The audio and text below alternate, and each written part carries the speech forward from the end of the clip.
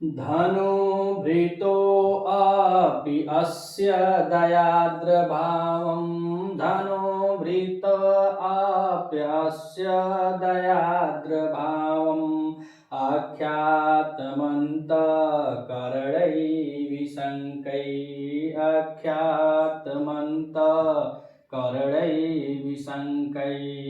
विलोकयन्त्यो वपुरा पुरुक्षणां विलोकयन्त्यो वपुरा पुच्छणां प्रकामविस्तारफलं हरेण्य प्रकामविस्तारफलं हरेण्य। अब इसके पूर्व बतलाए कवि कालिदास जी लिखे कि राजा जो थे उन राजा के लिए वहाँ के जो सुंदर सुंदर लताएं हैं उन लता पुष्प जो मारुत के हवा के द्वारा जो हिलाया गया था उन पुष्पों से राजा का अभिवादन करते हैं। जब वह राजा उन पदप के पास जाते हैं, उन लताओं के पास समीप में जाते हैं तो वह सब पुष्पों से उनका स्वागत करते हैं। और किस प्रकार से करते हैं तो बताया, जैसे पौर कन्या था, नगर की कन्याएं जो बहुत मंगल कार्यों में लावा इत्यादि बरसाती हैं, वैसे वहाँ की सुंदर लताएं राजा के ऊपर मानो कि फूल फेंक करके ऐसा वहाँ पे स्वागत करती हैं। अब इस श्लोक में कह रहे हैं कि धनुभृतः अपि अस्य दयाद्र भावम अख्यात अंतःकरणैः विशंके लोकयन्त्योः वपुपुराणाक्षरम प्रकाम विस्तार फलम हरिण्य। जो हरिणी है, हरिणी जो है वह कह रहे हैं कि प्रकाम विस्तार फलम अर्थात उनकी आँखों का जो विस्तार है, वह जो बढ़ाव है, उनका आज संपूर्ण फल को प्राप्त करती है।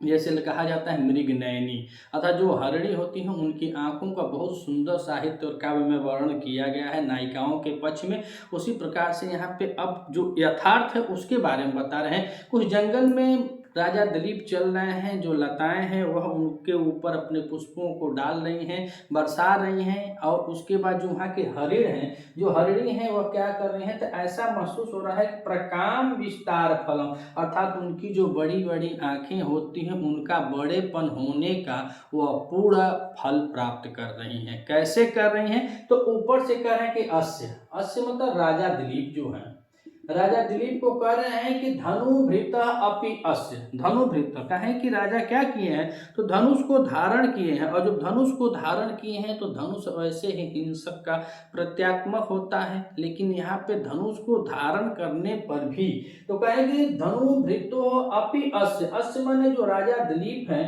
वह धनुभृतो धनुष को धारण किए हैं। और धनुष को धारण किए हैं, वो भी धनुष क्या है प्रत्यंचा चढ़ी हुई है, पीछे कंधे पे उनके बाण हैं। इतना सब होते हुए भी करें कि दया आद्र भावम अंतःकरण अर्थात राजा के मन में, राजा के अंतःकरण में दया का भाव है। दया भाव से वो आद्र है। आद्र माने वैसे होता है गीला, और गीला मतलब वो प्रेम स्नेह के कारण वहां पे द्रवित है। और इसको कौन जान चुकी है तो हरिणी जान चुकी है। हरिणियां जो है वह जान चुकी है, चूंकि उनका दिखावा जो है राजा का तो राजा की तरह है। तो कवि जी कहे कि धनुभृत हो, यानी कि धनुष को तो धारण किए हैं, और धनुष को धारण किए हुए भी अपि भी अस्य माने राजा दिलीप को अंतःकरण है, अंतःकरण में दया आद्र भावम, दया मतलब उनके प्रति जो दया है, कोमलता है, करुणा है,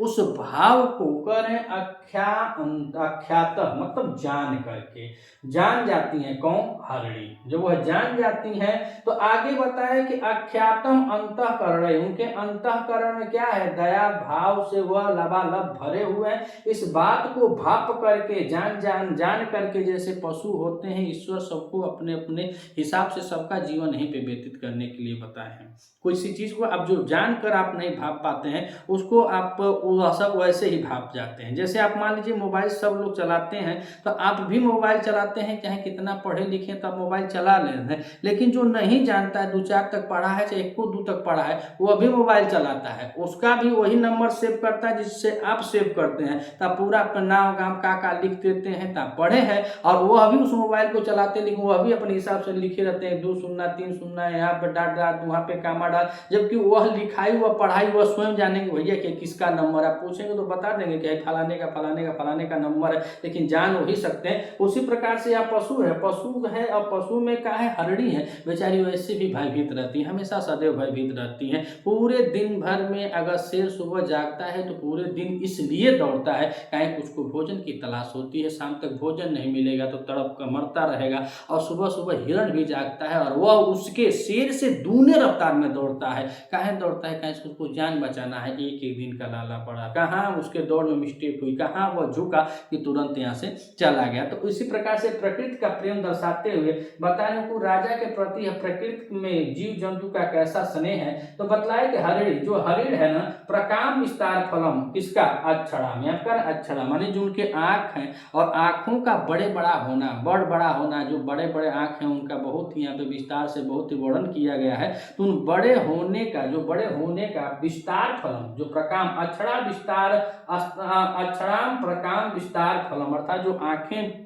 बड़ी हैं उन बड़ी हुई आँखों का वह फायदा पूरा आनंद ले रहे हैं, आंखें फाड़ फाड़ कर देख रही हैं। किसको देख रहे हैं, तो राजा दिलीप को देख रहे हैं। काहे देख रहे हैं, तो कह रहे हैं कि अस्य माने राजा दिलीप जो है वह धनुर्भृतो है, यानी धनुष को धारण किए हैं, लेकिन उनके अंतःकरण में क्या है, दया भाव बह रहा है। और जब दया भाव बह रहा है, आख्यातम माने इस चीज को जान करके हरिणी जो है वो विसंकयी हो गई है। अब विसंकयी मतलब कि वह भय से रहित है, वह शंका से रहित हैं, वह जान जाती हैं कि राजा बड़े दया भाव के हैं। तो जब शंका से रहित हो जाती हैं तो शंका से रहित जो हरिणी है वह कह रहे हैं कि वपु, वपु माने होता है शरीर, शरीर किसका है, तो यह देख बताएं कि राजा दिलीप के शरीर को विलोक के अंते आपू, अर्थात बड़े प्रेम स्नेह के साथ उनके शरीर को देखती हैं। आप लोग देख रहे होंगे यूट्यूब पर, जिनके पास है वह गुरु जी की क्लास में आप पढ़ेंगे तो उसमें दिखा रहे हैं, फोटो देख रहे हैं कि हरणी दिख रही है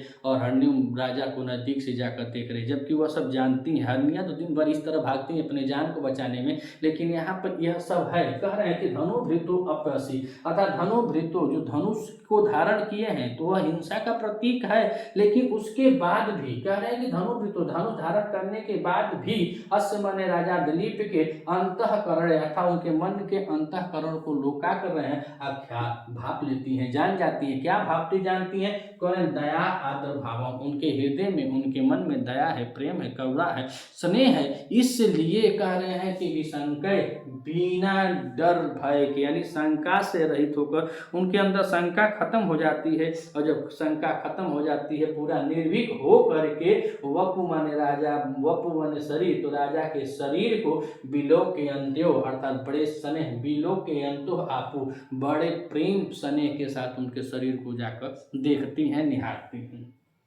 और बताए कि हरिणी, जो हरनियां हैं तो अक्षराम आँखों का, हरनियों के आँखों का प्रकाम विस्तार फलम, जो उनके आँखों का विस्तार है, जो उनकी आँखें बड़ी बड़ी मानी जाती हैं, आज उनका भरपूर मात्रा में फल को प्राप्त कर रही हैं। यह कवि कालिदास जी की रचना है। छंद की बात करें तो उपजाति छंद है, और पूरे द्वितीय सर्ग में हमको 75 श्लोकों का वाचन करना है, जिसमें से 74 श्लोक उपजाति छंद में ही प्राप्त होंगे। अंतिम छंद जो है वह मालनी छंद में प्राप्त होगा।